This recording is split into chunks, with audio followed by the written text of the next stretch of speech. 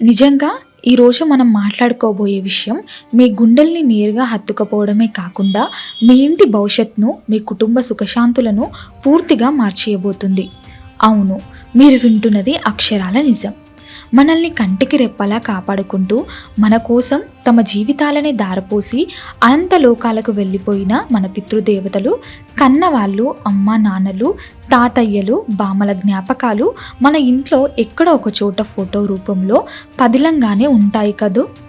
వారిని చూసుకుంటూ ఆ జ్ఞాపకాలలో బ్రతికిస్తుంటాం. కానీ ఆ ఫోటోను ఇంట్లో ఎక్కడ పడితే అక్కడ, ఎలా పడితే అలా పెడితే ఏం జరుగుతుందో మీకు తెలుసా? తెలియకుండానే మనం చేసే చిన్న చిన్న తప్పులు మన జీవితంలో ఎంత పెద్ద తుఫాను సృష్టిస్తాయో తెలిస్తే మీరు నిజంగానే ఆశ్చర్యపోతారు. ఈ వీడియోలో నేను చెప్పబోతున్న ప్రతి అక్షరం మీకోసమే, మీ కుటుంబ శ్రేయస్సు కోసమే. వీడియోని ఏమాత్రం స్కిప్ చేయకుండా చివరి వరకు చూడండి. ఎందుకంటే ఈరోజు మీరు తెలుసుకోబోయే అద్భుతమైన విషయాలు మీ ఇంట్లో సానుకూల శక్తిని అన్యూన్యంగా పెంచుతాయి. ఒక్కసారి ఆలోచించండి.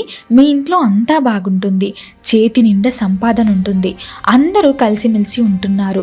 కానీ అకస్మాత్తుగా ఇంట్లో ఏదో తెలియని అశాంతి, కారణం లేకుండానే కుటుంబ సభ్యుల మధ్య గొడవలు, పిల్లల చదువుల్లో ఆటంకాలు, లేదా తరచూ ఎవరో ఒకరు అనారోగ్యాల బారిన పడటం.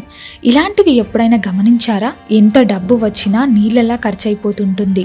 చేతికి వచ్చిన అవకాశాలు త్రుటిలో చేజారిపోతుంటాయి.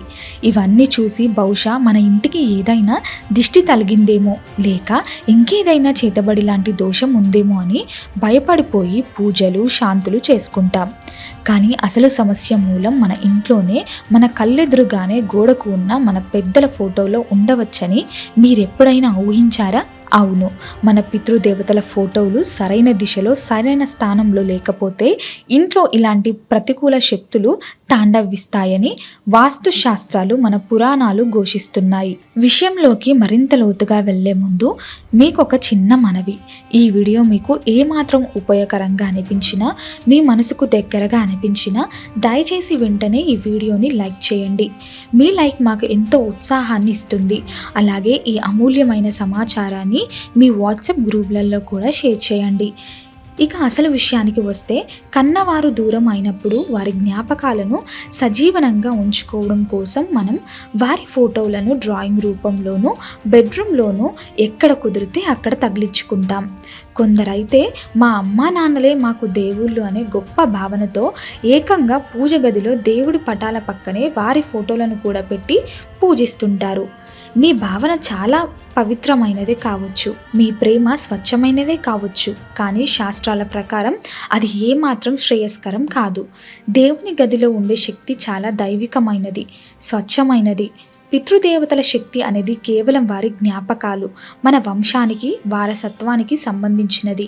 దేవుణ్ణి, పితృదేవతలను ఒకే చోట పెట్టి పూజించడం వల్ల ఆ రెండు విభిన్నమైన శక్తుల మధ్య సమతుల్యత దెబ్బతింటుంది. దీనివల్ల ఇంట్లో సానుకూల వాతావరణం దెబ్బతిని తెలియని ఆందోళన మొదలవుతుంది. కాబట్టి పూజ గదిలో ఎట్టి పరిస్థితిలోనూ చనిపోయిన వారి ఫోటోలు పట్టకూడదు. అలాగే మరికొందరు చేసే ఇంకో అతిపెద్ద పొరపాటు ఏమిటంటే, మన పెద్దల ఫోటోలను పడక గదిలో లేదా పిల్లల గదిలో పెట్టుకోవడం. పడక గది అనేది మనం రోజంతా పడిన అలసట మర్చిపోయి ప్రశాంతంగా విశ్రాంతి తీసుకునే ప్రదేశం. అక్కడ ఎప్పుడూ తేలికపాటి ఆహ్లాదకరమైన శక్తి ఉండాలి. కానీ పితృదేవతల ఫోటోలు చాలా గంభీరమైనవి, బరువైన జ్ఞాపకాల శక్తిని మోస్తున్నాయి. ఆ ఫోటోలు బెడ్రూమ్లో ఉంటే రాత్రుళ్ళు సరిగ్గా నిద్ర పట్టకపోవడం, పదే పదే వింత కలలు రావడం, మనసులో ఏదో తెలియని భారం ఉన్నట్లు అనిపించడం జరుగుతుంది. ఇక పిల్లల గది విషయానికి వస్తే, పిల్లల మనసు చాలా సున్నితంగా ఉంటుంది. వారు ఎప్పుడూ ఆట పాటలు, ఉల్లాసంగా గడిపే ప్రపంచంలో ఉంటారు. అలాంటి గదులలో చనిపోయిన వారి ఫోటోలు ఉంటే వారి మానసిక ఎదుగుదలపై తీవ్ర ప్రభావం పడుతుంది. పిల్లలు తెలియని భయానికి లోనవుతారు. అలాగే వంటగది అన్నపూర్ణదేవి కొలువైన స్థలం. అక్కడ కేవలం స్వచ్ఛత, దైవిక శక్తి మాత్రమే ఉండాలి. కాబట్టి వంటగది సమీపంలో కూడా పెద్దల ఫోటోలు ఎట్టి పరిస్థితుల్లోనూ పట్టకూడదు. ఎక్కడ పడితే అక్కడ గోడలు ఖాళీగా ఉన్నాయి కదా అని పితృదేవతల ఫోటోలు తొలగించడం వల్ల లాభం కంటే నష్టమే ఎక్కువ జరుగుతుందని దయచేసి గ్రహించండి. మరి మన పెద్దల ఫోటోలను ఎక్కడ పెట్టుకోవాలి, ఏ దిశలో పెట్టాలి అనే కదా మీ ప్రధాన సందేహం. వాస్తుశాస్త్రం దీనికి చాలా అద్భుతమైన స్పష్టమైన సమాధానం చెప్పింది. మన పితృదేవతల ఫోటోలను ఎల్లప్పుడూ ఇంటి దక్షిణ దిశ గోడకు మాత్రమే తగిలించాలి. దీని వెనక ఒక బలమైన శాస్త్రీయ ఆధ్యాత్మిక కారణం దాగి ఉంది. దక్షిణ దిశను యమధర్మరాజు దిశగా పితృలోకానికి ప్రధాన మార్గంగా పురాణాలు చెప్తున్నాయి. ఆ దశ పితృదేవతలకు స్వస్థానం లాంటిది. అక్కడ వారి ఫోటో పెట్టడం వల్ల వారి ఆత్మకు సంపూర్ణ శాంతి చేకూరుతుంది. అయితే ఇక్కడ మీరు గుర్తుంచుకోవాల్సిన ఒక అత్యంత కీలకమైన విషయం మరొకటి ఉంది. ఫోటోను దక్షిణ గోడకు తగిలించినప్పుడు ఆ ఫోటోలో ఉన్న పెద్దల ముఖం ఉత్తర దిశ వైపు చూస్తున్నట్లుగా ఉండాలి. ఉత్తర దిశ అనేది కుబేర స్థానం, అత్యంత సానుకూల శక్తులకు, సిరి సంపదలకు నిలయం. పితృదేవతల చూపు ఎప్పుడైతే ఆ ఉత్తర దిశలో సానుకూల శక్తిపై పడుతుందో ఆ శక్తి రెట్టింపై వారి ఆశీస్సుల రూపంలో మీ ఇల్లంతా వ్యాప్తిస్తుంది. దీనివల్ల మీ కుటుంబంలో ఊహించని శుభాలు జరుగుతాయి. ఇంట్లో సిరి సంపద వెల్లివిరుస్తాయి. అప్పుల బాధలు తీరిపోయి ఆనందం వెల్లివిరుస్తుంది. ఈ చిన్న మార్పు మీ జీవితంలో ఎంతటి అద్భుతాన్ని సృష్టిస్తుందో మీరే ప్రత్యక్షంగా చూస్తారు. మిత్రులారా, ఈ విషయం మీకు నచ్చితే వెంటనే ఈ వీడియోని లైక్ చేయండి. చాలామంది ఫోటోలు అయితే అత్యంత భక్తి శ్రద్ధలతోనే పెడతారు, కానీ ఆ తర్వాత వాటి నిర్వహణను పూర్తిగా గాలికి వదిలేస్తారు. ప్రారంభంలో ఉన్న ప్రేమ క్రమంగా తగ్గిపోయి ఆ ఫోటోలపై బూజులు పట్టడం, దుమ్ము పేరుకుపోవడం, అద్దం మసక బారడం మనం గమనిస్తూనే ఉంటాం. రోజువారీ పనుల హడావిడిలో పడిపోయి వారిని పట్టించుకోం. కానీ గుర్తుంచుకోండి, అది కేవలం ఒక కాగితం మీద ఉన్న బొమ్మ కాదు.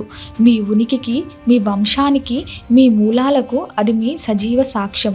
ఎవరైతే తమ పెద్దల ఫోటోలను దుమ్ము కొట్టుకుపోయేలా వదిలేస్తారో వారి జీవితంలో కూడా కష్టాలు దుమ్ములాగే పేరుకుపోతుంది. వారానికి ఒకసారైనా ఎంతో ప్రేమగా ఆ ఫోటోని తుడవండి, అద్దం మెరిసేలా శుభ్రం చేయండి. కొందరు ఆ ఫోటోలకు పూల దండలు వేసి అవి ఎండిపోయి రాలిపోయి పురుగులు పడుతున్నా అలాగే వదిలేస్తుంటారు. అది పితృదేవతలను ఘోరంగా అవమానించడమే అవుతుంది. ఎండిపోయిన దండలను ఎప్పటికప్పుడు తీసేయండి. అలాగే ఆ ఫోటో ఫ్రేమ్ విరిగిపోయినా, అద్దం పగిలిపోయినా, ఫోటో రంగు వెలిసిపోయిన వెంటనే దాన్ని మార్చేయండి.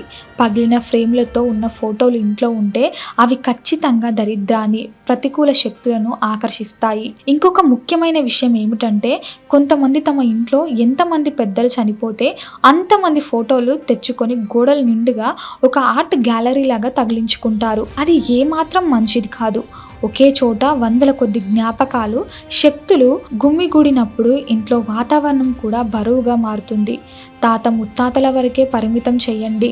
ఇల్లంతా ఫోటోలతో నింపేయకండి. కొన్నిసార్లు మనం ఎంత కష్టపడతాం, రాత్రింబవలు శ్రమిస్తాం, ఆయన చేతికి అందాల్సిన విజయం త్రుటిలో చేజారిపోతుంది. పెళ్లి సంబంధాలు చెడిపోతుంటాయి. వ్యాపారాలలో ఊహించని నష్టాలు వస్తుంటాయి. మాకే ఎందుకు ఇలా జరుగుతుంది దేవుడా అని కుమిలిపోతుంటాం. పండితులను అడిగితే పితృదోషం ఉందంటారు. పితృదోషం అంటే పెద్దలు మన మీద కోపంతో ఉండి శిక్షిస్తున్నారని కాదు. వారి పట్ల మనం చూపించాల్సిన కనీస కృతజ్ఞతను, గౌరవాన్ని మర్చిపోయామని అర్థం.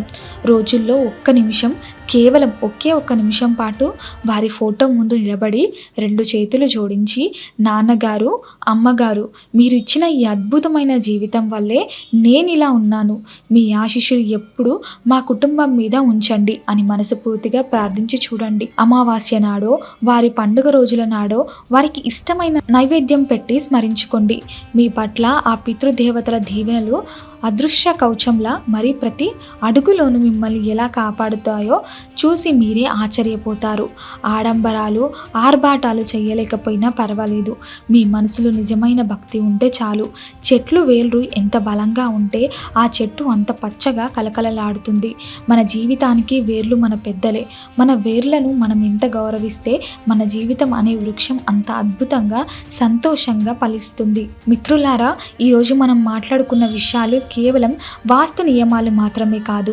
ఇవి మన భాగోద్వేగాలకు, మన కుటుంబ మూలాలకు సంబంధించిన అత్యంత రహస్యమైన, అమూల్యమైన సత్యాలు.